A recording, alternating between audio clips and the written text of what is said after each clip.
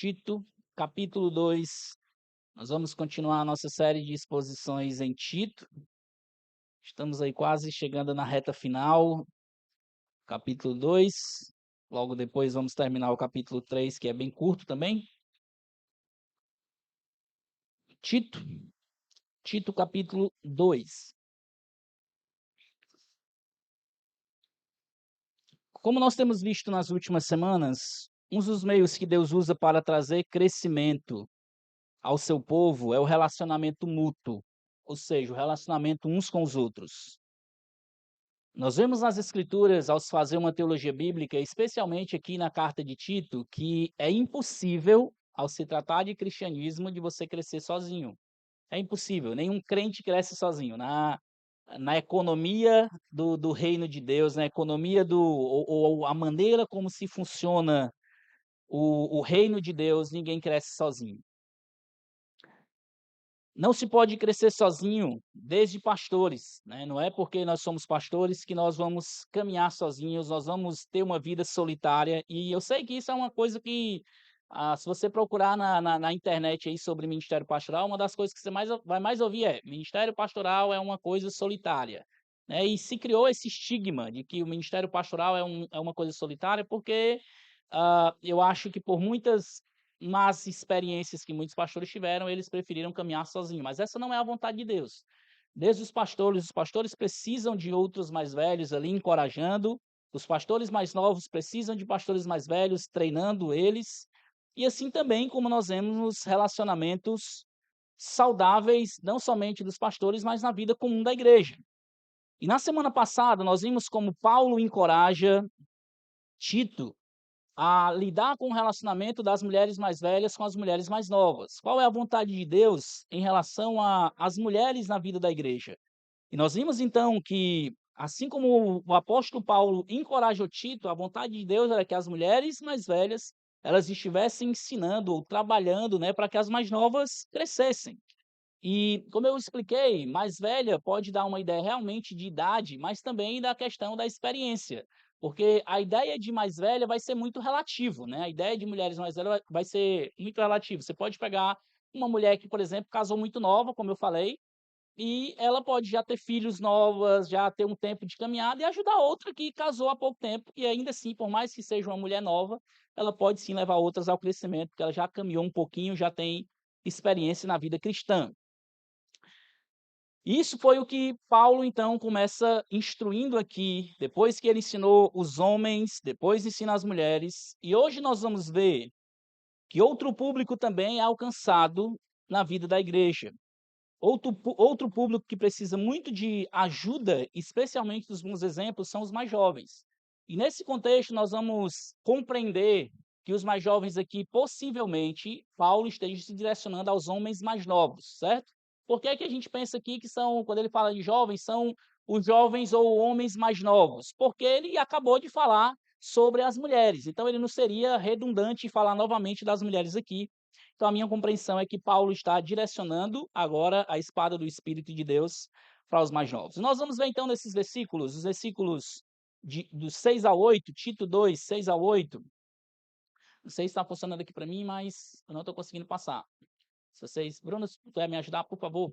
A gente vai ver os versículos 6 a 8, que uma das necessidades maiores para os jovens crescerem vai ser através do bom exemplo, né? Assim como nós vimos para as mulheres também, beleza, obrigado.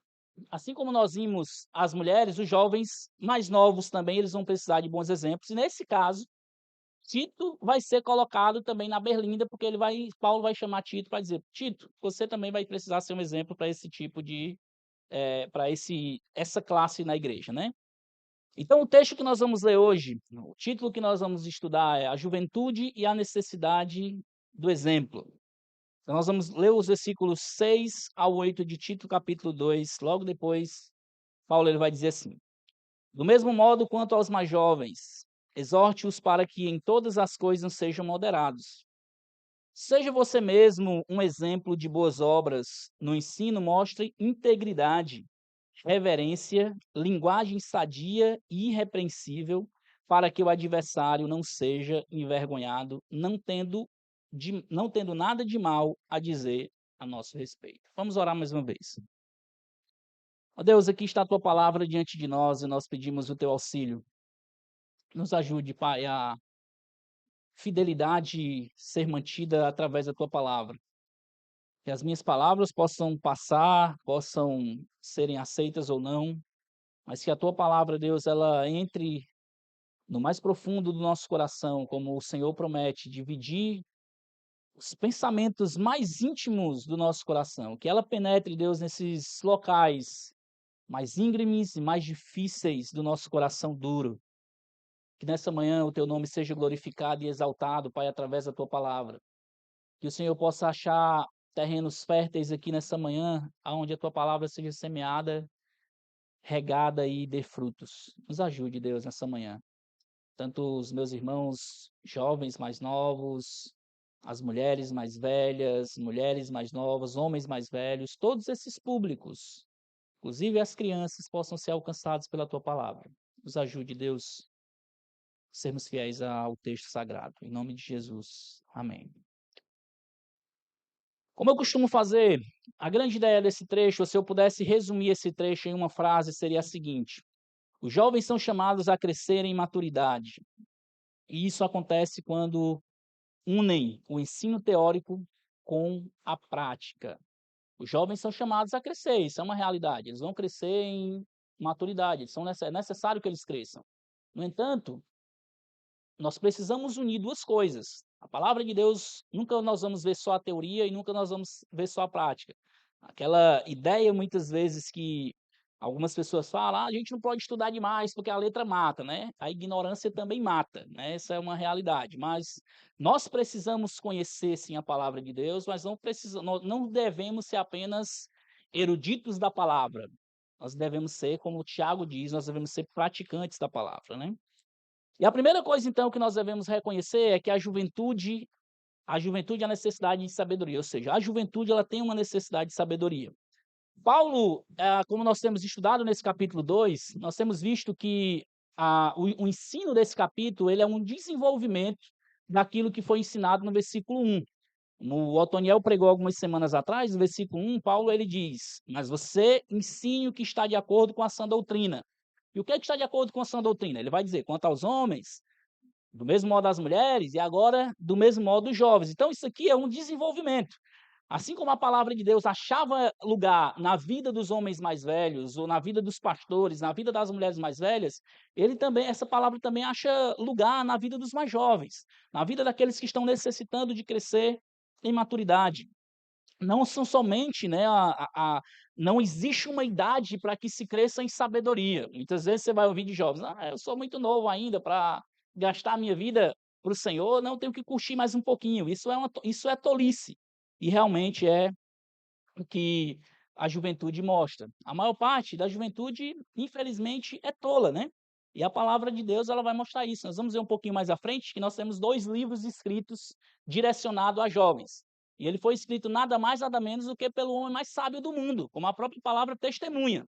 Antes de Salomão e nem depois dele existiria ninguém mais sábio nem mais rico do que ele. E ele escreve um livro quando o seu filho está ali na juventude, o livro de Provérbios, e na sua velhice, depois de ter cometido algumas tolices também, Salomão escreve o livro de Eclesiastes, e esses 2 direcionados a jovens. Então nós vamos ver que há uma necessidade muito grande de sabedoria na juventude. Eu quero começar dizendo 2 coisas antes. Primeiro, não é todo jovem que é tolo. Essa é uma realidade, tá certo? Eu não quero dizer aqui que todo jovem é tolo, que todo jovem ele só faz tolice, só faz coisas que vão levar ao erro. Não obrigatoriamente. Não é uma desculpa, né? E é isso aí, muitas vezes, até eu sei que muitos pais usam isso como desculpa, né? Dizer assim, pastor, você sabe, meu filho é novo, né? Mas isso não é desculpa, né? Juventude não é desculpa de tolice. É mais possível e é mais provável que os mais novos caminhem na tolice, porque a palavra de Deus vai dizer isso. No entanto, não quer dizer que jovem não possa crescer em sabedoria e demonstrar sabedoria. Pode sim. Da mesma forma, infelizmente, idade mais velha não quer dizer maturidade. A gente vê muitas pessoas mais velhas que são tolas, né? Que fazem tolice, infelizmente. Então, uma coisa não está diretamente relacionada com a outra, mas Via de regra, é para acontecer assim, é o que a palavra diz. Então, via de regra, os jovens vão precisar mais de sabedoria, vão precisar crescer mais de sabedoria. E, via de regra, os mais velhos deveriam estar instruindo os mais novos. Esse é o padrão da palavra de Deus e, obviamente, que a gente vai ver as exceções. Por exemplo, o próprio Tito, ao que parece, não era um cara muito novo, mas também não era tão velho. E Timóteo, né? Timóteo era muito novo e estava pastoreando ali igrejas quando Paulo escreve as duas cartas a Timóteo. Então, fechando esse parênteses, né? Então, o que Paulo vai chamar aqui os jovens daquela igreja, daquelas igrejas ali da ilha de Creta, ele vai chamar a atenção para eles, porque ele vai dizer assim, quanto aos mais, do mesmo modo, quanto aos mais jovens, aí ele vai dizer, essa palavra é muito importante aqui, exorte-os, né? Essa é uma palavra que é muito interessante, ela aparece diversas vezes no Novo Testamento, a palavrinha grega é parakaleo, né, a ideia, literalmente, duas palavras juntos, para, que é junto de, e kaleo, que é chamar. É literalmente a ideia de chamar para junto, ou chamar para perto. O que Paulo está dizendo aqui para Tito é, ei Tito, quanto aos mais jovens, exorte-os. Literalmente ele está dizendo, Tito, traga eles mais para perto de você. Traga eles mais para perto, encoraje, caminhe do lado deles, né? Ele está encorajando Tito aqui a não somente ser alguém que vai ensinar, ei, ô fulano, mas tu está fazendo muita tolice. Não é só isso. Mas espera aí, vem cá, eu quero que você venha para perto de mim que eu vou te ajudar a crescer em sabedoria.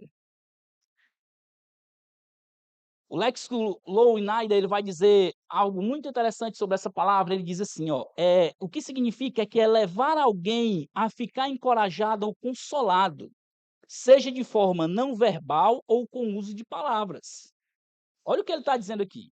Você vai levar os jovens a pessoas ao crescimento, aqui é o contexto geral, você vai levar pessoas ao crescimento, seja pelo seu exemplo, pelo modo de se portar, ou quando você usar palavras.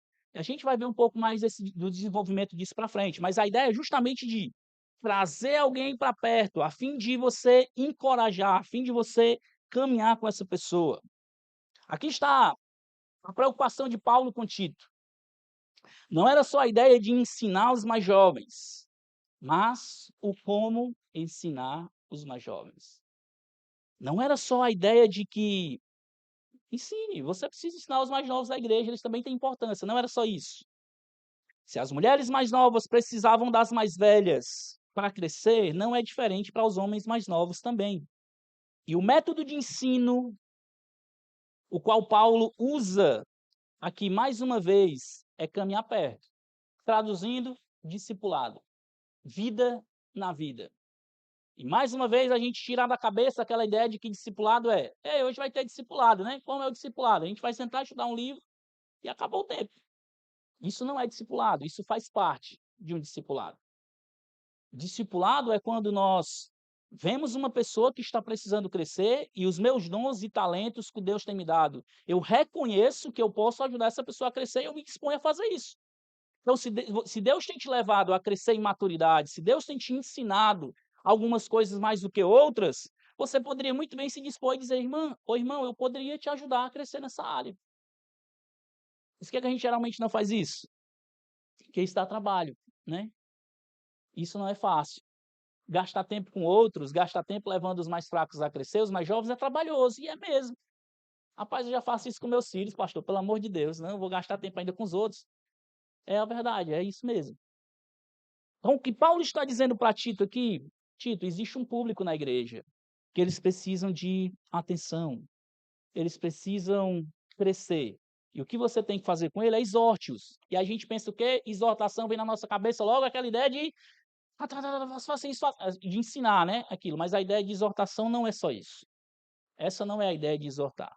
A ideia de exortar nesse contexto e exortar em outros contextos também vão ter outros significados, tá? Não estou dizendo que em todo lugar vai ser isso aqui. Às vezes vai ser simplesmente encorajar, às vezes vai ser você caminhar juntos, às vezes vai ser você aconselhar. Não tem contexto desse, mas nesse contexto aqui específico é de você trazer uma pessoa que vai caminhar junto com você.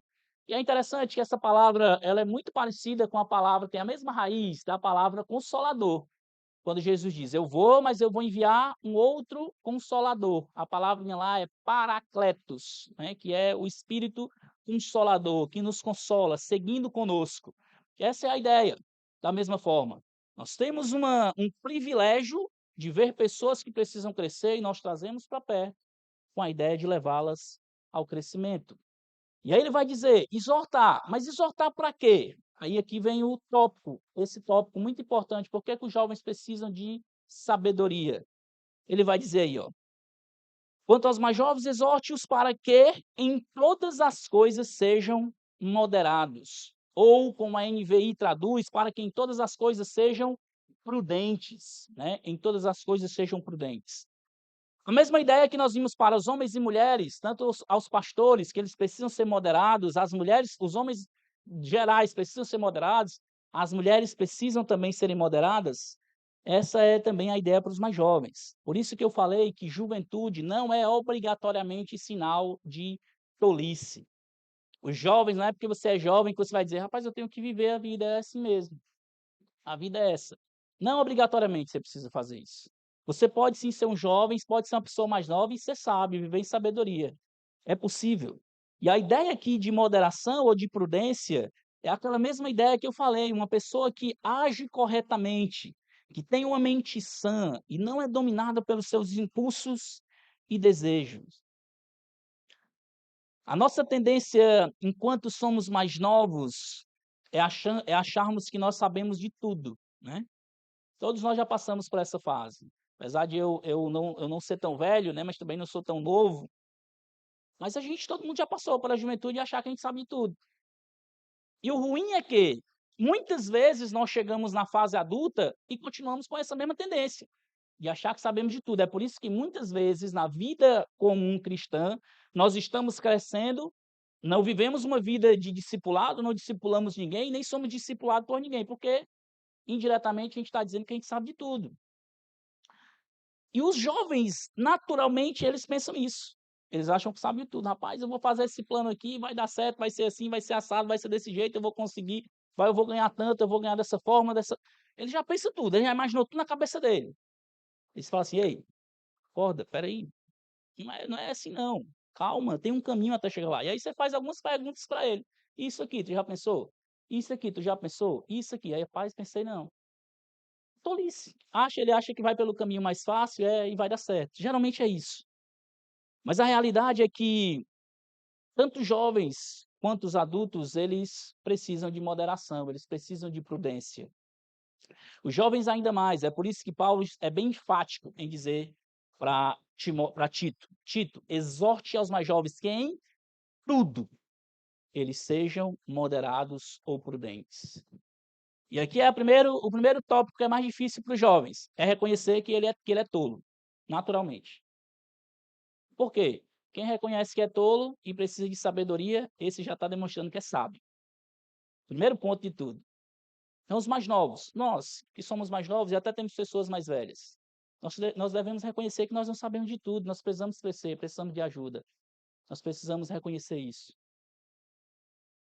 Principalmente vocês, os mais novos. Isso eu me direciono tanto aos homens quanto às mulheres. Vocês precisam reconhecer em todas as coisas, vocês precisam crescer em prudência. Em tudo, tudo, tudo, tudo, nós precisamos ser prudentes. Como eu falei um pouco mais atrás, Salomão, o homem mais sábio de todos os tempos, ele sabia tanto dessa verdade. Salomão, ele escreveu muitos provérbios, como a própria palavra vai dizer, que talvez a gente nem conseguiria livros para colocar. Mas ele escreve 2 livros dedicados à sabedoria que se direciona primariamente aos jovens. Provérbios 1, quando você já identifica na introdução do livro, que é um livro direcionado ali para aqueles que precisam de sabedoria. Provérbios 1, os versículos 1 ao 4. Provérbios 1 ao 4 diz assim: Provérbio de Salomão, filho de Davi, rei de Israel. Olha só, e o ensino, para entender as palavras de inteligência, para obter o ensino do bom proceder, a justiça, o juízo e a equidade, para dar prudência aos simples, conhecimento e discernimento aos jovens. Ele está justamente direcionando aqui alguns estudiosos do Antigo Testamento, eles entendem, ou pelo menos é uma teoria, de que esse livro Salomão estava escrevendo para o seu filho, mas um filho jovem, diretamente. Por isso que ele vai falar muitas vezes, meu filho, meu filho, meu filho, né? Vez por outra ele vai dizer, atenta, ele estava com a ideia, ele estava tão preocupado com o caminho que seu filho ia escrever, que ele não só ensinou, o caminho que seu filho ia seguir, que ele não só ensinou, né? Ele escreveu, registrou ali os provérbios para que o filho pudesse caminhar nele. E esse livro aqui, nós sabemos e reconhecemos que ah, Salomão, ele ainda não tinha caído naquela tolice dele, como ele mesmo vai reconhecer em Eclesiastes, que chegou na velhice dele, Salomão buscou satisfação na riqueza, buscou satisfação nas construções, nas belezas, e no final das contas ele não encontrou. É por isso que ele vai dizer aqui, ó, para os jovens, Eclesiastes capítulo 12, versículo 1. Eclesiastes 12, 1. Olha o que ele diz. Lembre-se do seu Criador nos dias da sua mocidade, antes que venham os maus dias e cheguem os anos em que você dirá: não tenham neles prazer. Salomão está chamando os jovens. Ei, jovens, lembrar do seu Criador na velhice é muito fácil. É muito fácil. Você já está ali no final da vida, já está refletindo no que você fez, no que poderia ter feito melhor, no que ainda consegue fazer na velhice, é muito fácil. Agora, lembrar do seu Criador no dia do seu vigor maior, esse é o desafio. Esse é o desafio para nós. A tendência natural da juventude é achar que eles têm tempo demais, que sabem demais e que podem fazer tudo. Alguns pais de jovens e adolescentes estão dizendo: ei, pastor, tu está falando lá de casa? Mas não é não, é a tendência natural. Os jovens, eles acham que sabem de tudo. Eles acham que podem tudo e eles acham que eles podem chegar em qualquer lugar. Mas na realidade, deixa eu dizer para vocês, tanto jovens quanto homens mais novos, mulheres mais novas, que estão caminhando. Deixa eu dizer uma coisa para vocês. A juventude não quer dizer que ainda se tem muito tempo. Não é uma realidade. A gente vê todo dia jovem que morre. Não é não? É uma realidade. Então não quer dizer que porque eu sou novo, quer dizer que eu ainda vou durar mais um bocado de tempo. Isso não é realidade. A vida não, a vida é breve. A própria palavra de Deus diz isso. A outra coisa também é que juventude não é um álibi para tolice.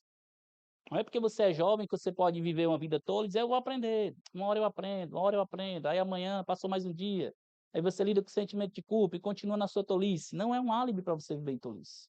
Não é. E principalmente, juventude não quer dizer que você poderá fazer tudo o que quer e você planeja. Não é. Por causa dessa realidade, os jovens devem ser puxados para perto. Jovens devem ser puxados para perto dos mais velhos e ensinados na vida e no exemplo a serem prudentes. Por causa da realidade de que os jovens são tolos. Eles estão naturalmente caminhando para a tolice, é que eles precisam ser puxados. E é literalmente a ideia de trazer para perto. A gente pode muitas vezes até esperar, né? Rapaz, vem, eu vou esperar tu vir. Mas a minha compreensão aqui é que Paulo está dizendo para Tito: Tito, você está reconhecendo que os jovens precisam de prudência? Traga ele para perto. É que é um imperativo, né? Ele está dizendo: exorte-os, vá, faça. E aqui é mais, talvez, uma exortação para nós, que temos já um pouquinho de caminhada e somos mais velhos. Nós deveríamos sermos ativos na ideia de buscarmos pessoas mais novas que nós pudéssemos estar levando ao crescimento. Nós deveríamos, nós mesmos. E esse não é só um papel dos pastores e líderes de ministérios, não, é um papel dos crentes, daqueles que são crentes. A maturidade, prudência, vigilância, a prudência e vigilância, ela vem como consequência de você ensinar, de você demonstrar na prática e de você estar caminhando juntos. Aí é onde você vai ver jovens prudentes e vigilantes. Certamente por causa da dificuldade com aqueles irmãos em sua maioria novos convertidos, os exemplos eles iam surgir de formas gradual, é por isso que Tito precisava ser exemplo. Não tinha muitos exemplos ali, aquelas igrejas eram igrejas novas. Se você pensar, eram igrejas novas. Nós não podemos achar que na igreja já tinha um bocado de pastor, que na igreja tinha um bocado de gente já pronta. Não, aquilo ali Tito precisava trabalhar com o povo. O que Paulo estava estabelecendo eram os padrões, era a baliza. Tito, tu vai escolher pastor? A baliza é essa daqui. Tito, mulheres para serem maduras e levar as outras? A baliza é essa. Homens mais velhos para levar os outros ao crescimento? A baliza é essa. Então, não tinha, a igreja não era uma igreja cheia de pastor, não era uma igreja cheia de homens e mulheres maduros, não era, eles estavam aprendendo. Então Tito precisava, já que era mais velho, legal o exemplo para aqueles que estavam crescendo. Por isso Paulo encoraja Tito para que ele mesmo fosse um exemplo. E a primeira coisa que nós vamos ver, aí nós vamos para o nosso segundo ponto, é o exemplo de como fazer. Então, diante disso, diante da exortação e do encorajamento daqueles caminharem junto, né, de eles trazerem para perto, o que ele deveria fazer então? Como é que ele deveria caminhar? E ele vai dizer, versículo 7. Seja você mesmo um exemplo de boas obras. Essa ideia, essa palavra a gente pode passar despercebido aqui, mas é uma coisa também que eu queria chamar muita atenção. Essa palavrinha seja, ser, ela significa literalmente você fornecer ou apresentar-se ou estender-se como exemplo. Paulo está dizendo para Tito, diante da necessidade do presente momento de você ser exemplo, o qual possivelmente não haviam ainda muitos homens maduros, como nós já falamos, Tito deveria fornecer, ou apresentar, ou estender para aqueles homens mais velhos, ou para aqueles homens mais novos, como exemplo. Era a ideia de Tito dizer assim para eles, ei, mas vem para cá, perto de mim. E aí Paulo está dizendo para ele, Tito, exorte os mais jovens, que eles sejam moderados, mas você mesmo dê o exemplo, seja o exemplo, mostre o exemplo.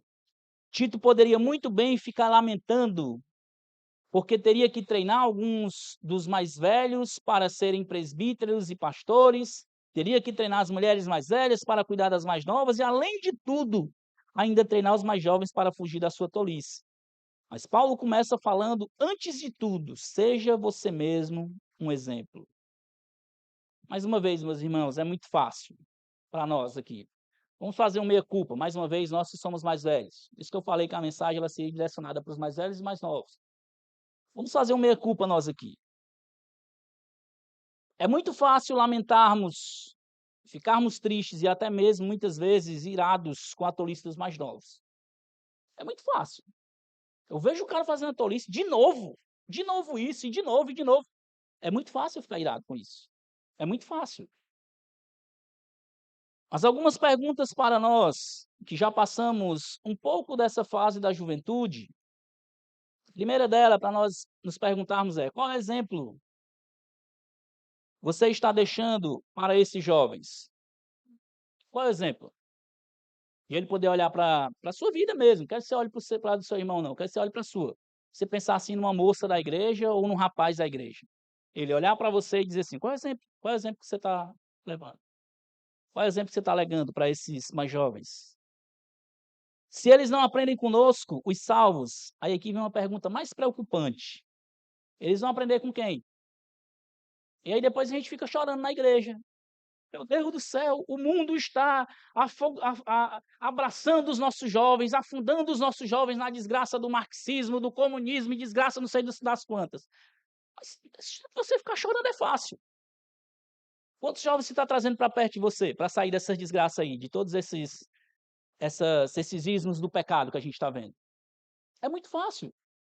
Não é não? A gente ficar lamentando? É fácil. Agora a minha pergunta é justamente essa. Se os nossos jovens não aprendem na igreja, eles vão aprender com quem?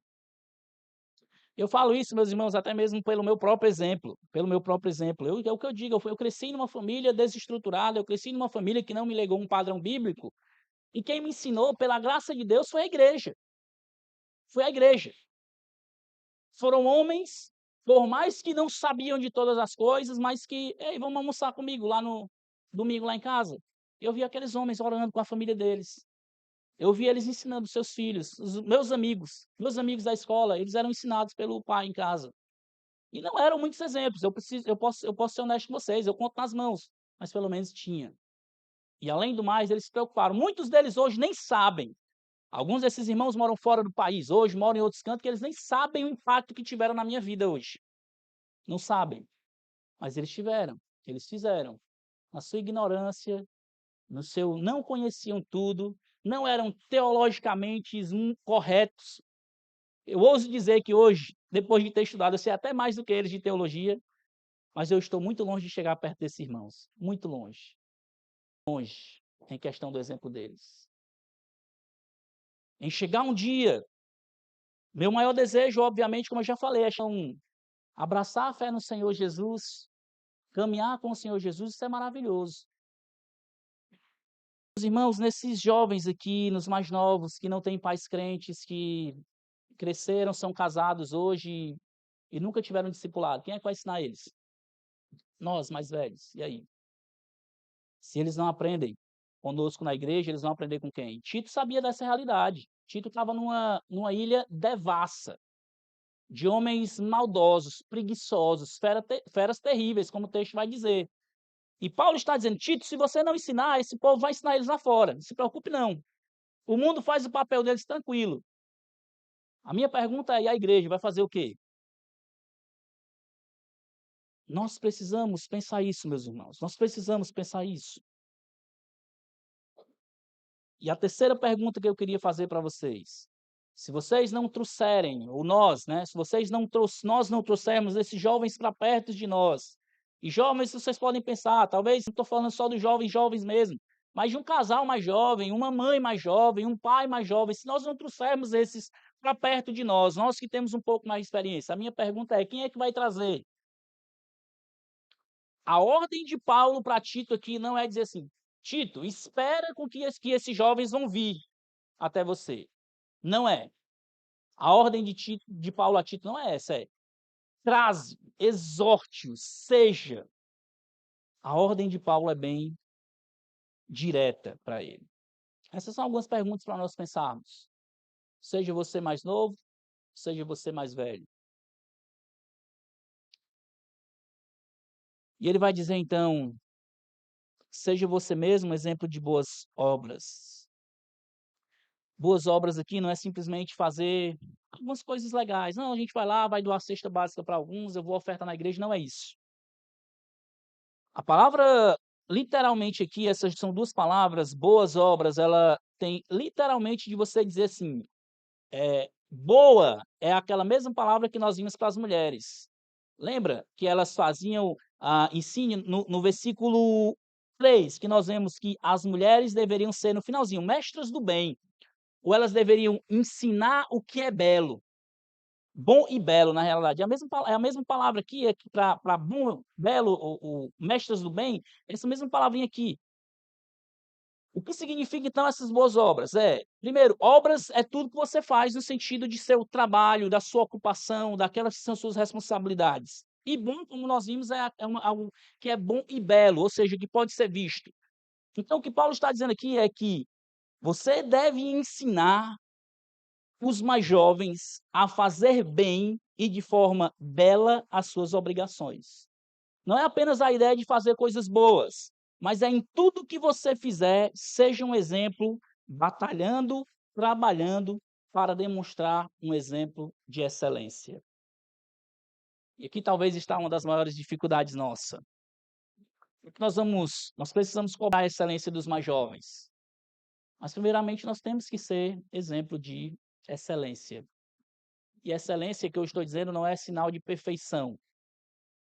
Mas pensa como nós estudamos alguns meses atrás, nas coisas que nós fazemos. Nós procrastinamos, nós fazemos os nossos serviços e deixamos pela metade. Nos nossos trabalhos nós somos desonestos de não fazer as coisas como deveríamos. Se vamos estudar, nós começamos e não terminamos. Como é que a gente vai ser um exemplo para esses jovens? Se o que nós temos que fazer, a gente não faz com excelência, ou não faz bem feito. Me desculpe mais uma vez, meus irmãos, mas realmente o texto ele é difícil mesmo, para mim também foi. Paulo, ele não alisa, por mais que fosse uma igreja nova, ele não alisa para o lado daqueles irmãos. E Tito, quem está na berlinda aqui, como eu falei, é Tito. Porque Paulo, mente da igreja, ele está cobrando de Tito. Tito, seja você mesmo exemplo. Porque o Tito era o mais velho ali. Ele era o que tinha mais tempo de caminhada. E do mesmo jeito como eu estou falando, os jovens precisam crescer, os mais novos precisam crescer em maturidade. Mas indiretamente, nesse trecho aqui, quem leva as maiores espetadas somos nós, os mais velhos, que temos um pouquinho mais de caminhada. É meio que a palavra de Deus colocando uma responsabilidade sobre nós. E nós até falarmos assim, olha, os jovens eles podem até continuar tolos, mas não vai ser por minha culpa. É isso que nós deveríamos pensar. Eles podem até continuar sendo tolos, eles podem até continuar na sua ignorância. Eles podem até não querer crescer, mas não vai ser por minha culpa, vai ser por culpa deles. E aí é eles com Deus. A gente precisa, sim. Tem pessoas que são orgulhosas, não querem crescer, não querem ser ensinados, não querem ser discipulados, a gente não pode fazer nada. Mas aí eles vão lidar com Deus, não é conosco. A gente tem que fazer o nosso papel de dizer: eu preciso estar ciente diante de Deus de que eu preciso levar os mais novos a crescerem. E se eles não quiserem, não vai ser por minha responsabilidade. Eu estou com a mente limpa e a consciência limpa diante de Deus. Aqui está uma parte primordial da vida cristã. Nós podemos ensinar todas as coisas por meio da nossa fala, mas o exemplo, ou seja, a mostrar na prática, é uma chave simples. Você pode ver isso em casa, você pode ver isso no seu trabalho, na igreja, qualquer lugar. Rapaz, se você diz uma coisa na frente dos outros e por trás você faz outra, isso aí vai ser hipocrisia. Aqui cabe aquele velho ditado, né? A palavra convence, mas o exemplo arrasta. E é justamente isso. É justamente isso. A gente pode até dizer, pô, irmão, vá por esse caminho, vá por esse, né? Já viu aquele ditado que o povo diz? Faça o que eu digo, mas não faça o que eu faço. Quantos de vocês já viu isso funcionar? Não funciona. Eu tenho um exemplo de uma pessoa da minha família que ele sempre dizia. Falei para minha filha, ela tem a mesma idade que eu. Já falei para minha filha, ó, eu bebo aqui, mas faça o que eu digo, mas não faça o que eu faço. E aí eu já conhecendo um pouco da palavra de Deus, disse, amigo, isso não funciona. Funciona, tá aí, minha filha não bebe. Tá bom, e hoje? Hoje ele bebe os dois juntos, pai e filho. Ficam bêbados, né? Triste. Não funciona isso. Não funciona. Não existe essa ideia de faça o que eu digo, não faça o que eu faço. Se não for a graça de Deus transformando, possivelmente as pessoas elas vão replicar o que elas têm. O exemplo. Os jovens são chamados a crescerem em maturidade. E isso acontece quando unem o ensino teórico com a prática. Além do exemplo, no como fazer todas as coisas de forma boa e bela, Paulo também mostra como viver a vida cotidiana em áreas cruciais. Paulo ele vai tocar aí em duas áreas muito importantes nesse último ponto. O exemplo de Tito deve ser visto em áreas vitais da sua vida. E é interessante, como ele vai dizer aí no versículo, na parte B do versículo 7 e depois no versículo 8.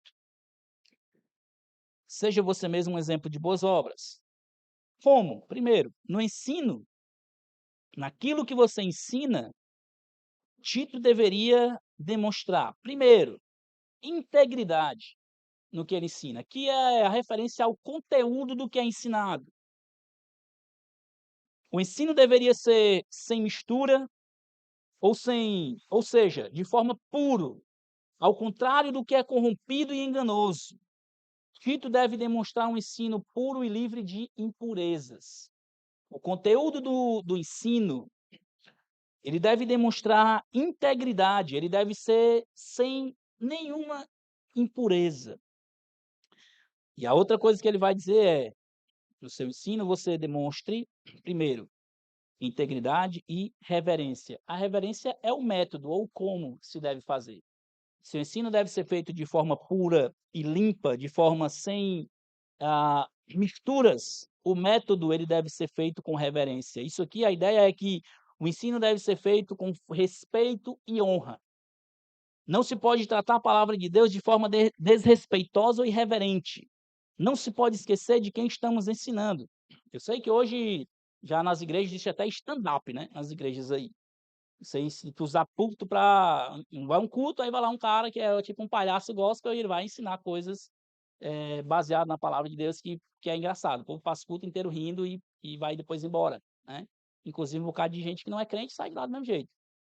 Mas isso não é o que a palavra de Deus ensina, né. Às vezes que tanto os profetas quanto os apóstolos estavam falando em nome de Deus, eles falavam com reverência, com respeito, porque eles estavam ensinando nada mais, nada menos do que a palavra do próprio Deus.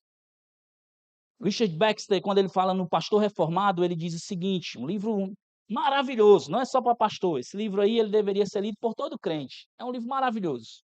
Ele diz assim: "Não importa o que você faça, assegure-se de que as pessoas estejam vendo que você está sendo bastante sincero.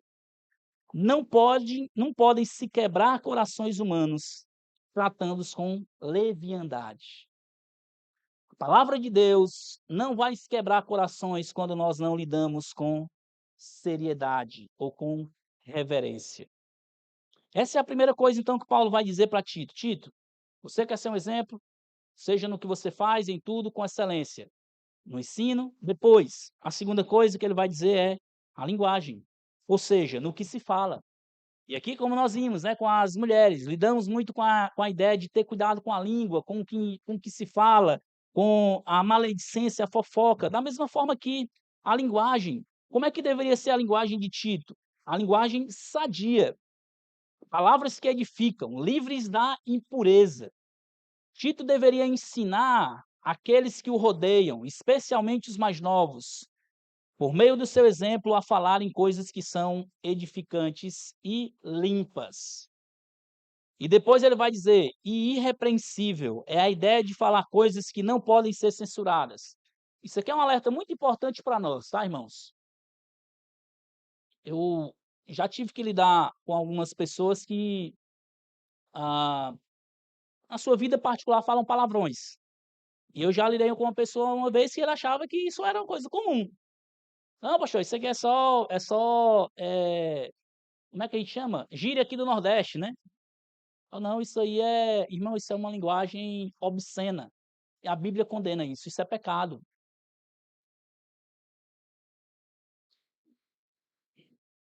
A ideia de falar coisas que não podem ser censuradas, aqui você deve fugir de uma vida dúbia, onde se fala uma coisa em particular e a outra em público.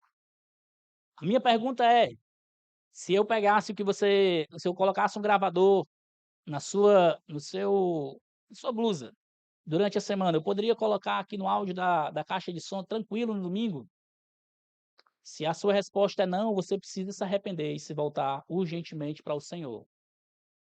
Nós precisamos ter uma vida irrepreensível no que falamos. Especialmente Tito está falando aqui de palavras realmente obscenas, coisas que são vergonhosas diante de Deus.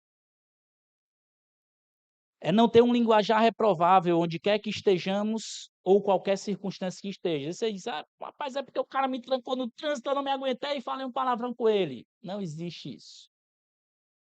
Você pecou e você fala porque o seu coração está cheio desse desejo. É o que Jesus disse: a boca fala do que está cheio o coração, não é não? Então, se a sua boca fala palavrões, se a sua boca fala palavras imorais, você precisa urgentemente pedir ao Senhor que trabalhe no seu coração. Efésios capítulo 4, versículo 29, o apóstolo Paulo diz: "Não saia da boca de vocês nenhuma palavra suja, mas unicamente o que for boa para edificação, conforme a necessidade, assim transmita graça aos que ouvem." Esse deve ser o nosso padrão. Se eu estou falando coisas que não transmite graça, que não edifica outros, ou de forma errada, eu preciso tomar o passo de falar o que é correto. Salmo 34, versículos 12 e 13. "Quem de vocês ama a vida e quer longevidade para ver o bem?" Olha o que ele vai dizer, o conselho: "Refreia a língua do mal e os lábios de falarem palavras enganosas." E aí é interessante que Paulo ele segue um padrão de como ele tem feito durante toda a carta. Ele dá uma ordem, ele dá um encaminhamento e depois ele diz o motivo. Lá no versículo 1, Lá no capítulo 1 ele diz algumas vezes, versículo 5: "Foi por esta causa que deixei você em Creta, para que pusesse em ordem todas as coisas restantes". Versículo 9: "Se apega à doutrina e à palavra fiel, está de acordo com a doutrina, para que", e aí ele vai dizer mais uma vez, versículo lá para as mulheres, capítulo 2, versículo 4: "A fim de instruírem as mais jovens". Versículo 5: "Para que a palavra de Deus não seja difamada". E aqui mais uma vez, e ele vai fazer isso ainda durante a carta outras vezes, mas aqui ele termina então esse raciocínio dele dizendo: "Por que que eu estou dizendo tudo isso? Por que que os jovens precisam crescer em sabedoria? E os jovens vão crescer em sabedoria quando você demonstrar exemplo no fazer, no falar e no ensino". Para que isso? Por que tudo isso? Olha o que ele diz. Ele termina aí o versículo 8 dizendo: "Para que o adversário seja envergonhado, não tendo nada mal a dizer a nosso respeito". Diante do exemplo que Tito daria para os mais novos, o inimigo seria envergonhado. Talvez por acharem que não era possível ter bons exemplos. Diante daquela sociedade corrompida, homens maus, feras terríveis, comilões preguiçosos, eles, rapaz, nunca ninguém vai ser diferente da gente, tu é doido, né? É que é isso aqui mesmo, a vida toda.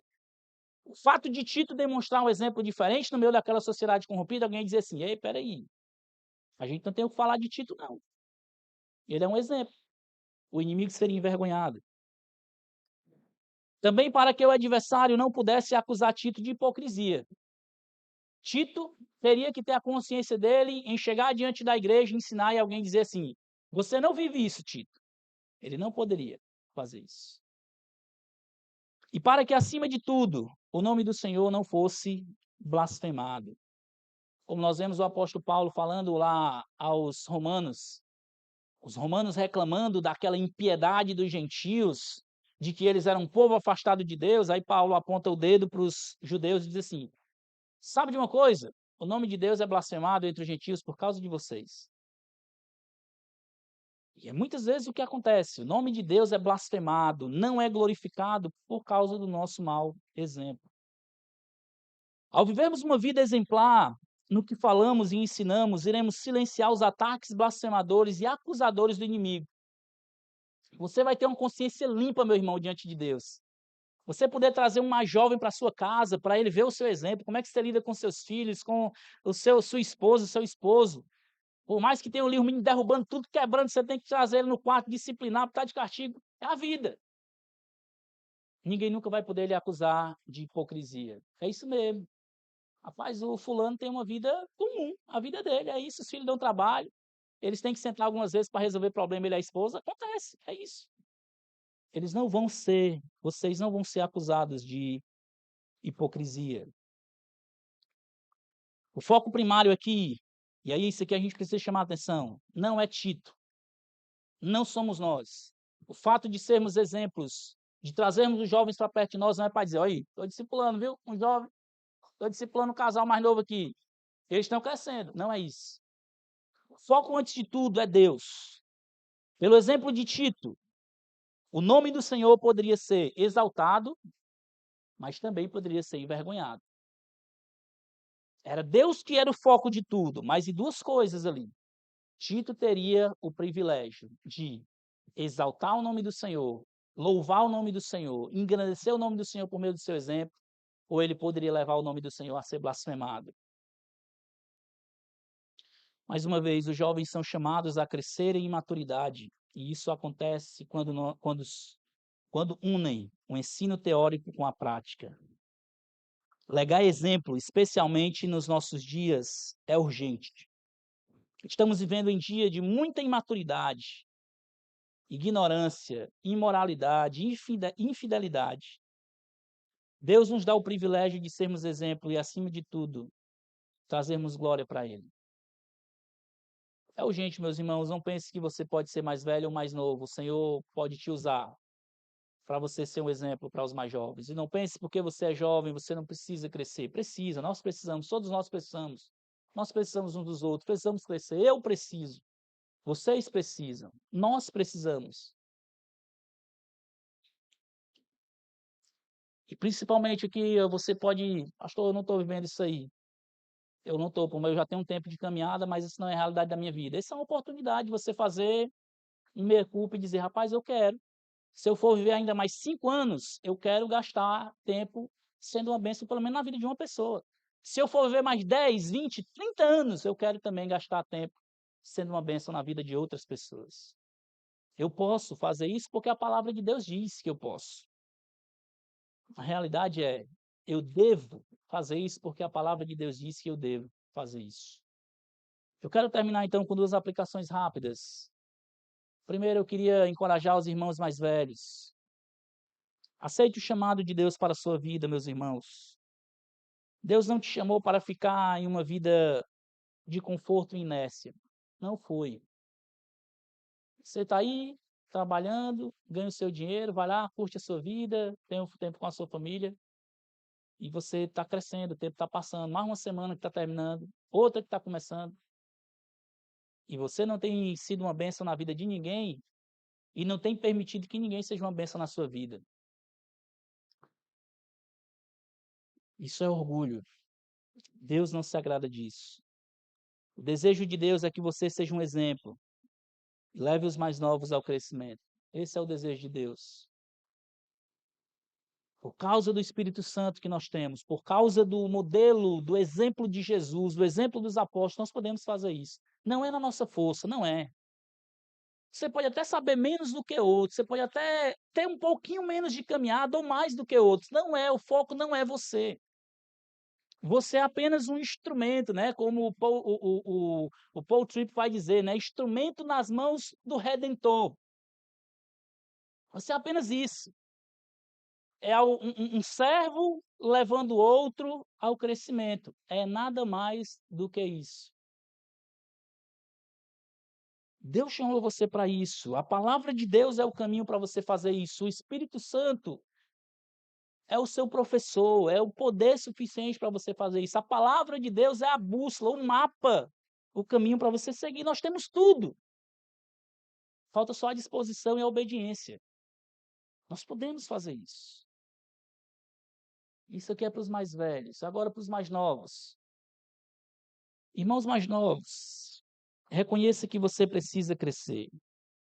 Os mais novos aqui pode ser os mais novos na fé, ou realmente os imaturos. Pode ter crente mais velho que é imaturo e precisa crescer.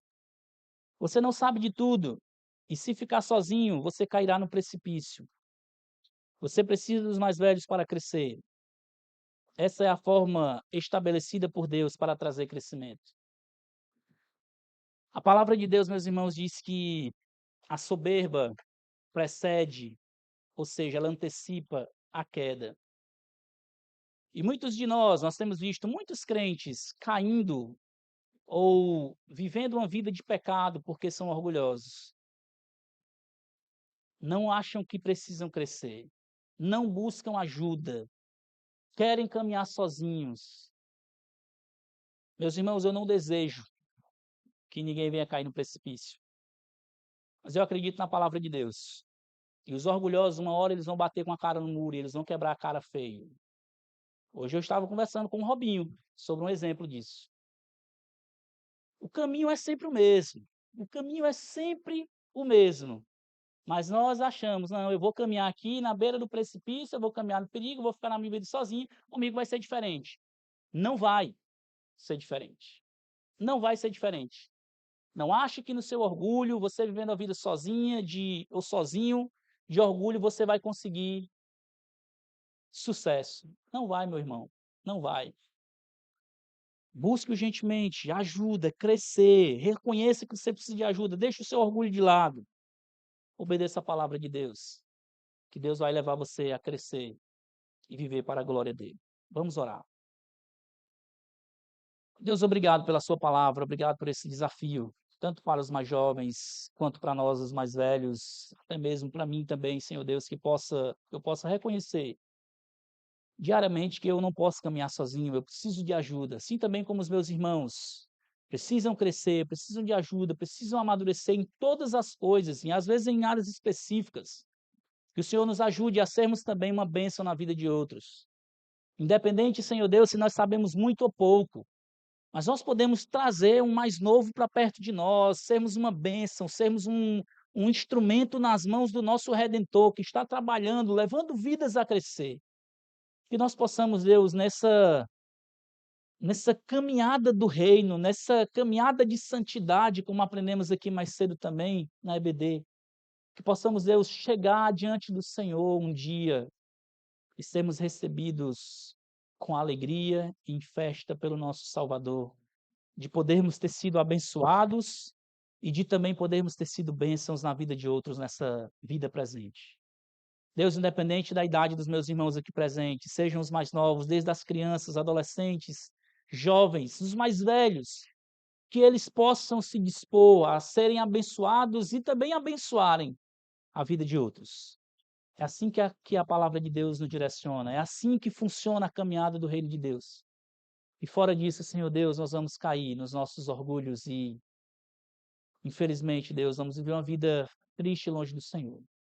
Nos ajude, Deus, pelo exemplo de Cristo, em humildade, a servirmos aos outros, a abrir mão dos nossos egoísmos e servirmos de forma sacrificial a vida dos nossos irmãos. Em nome de Jesus. Amém.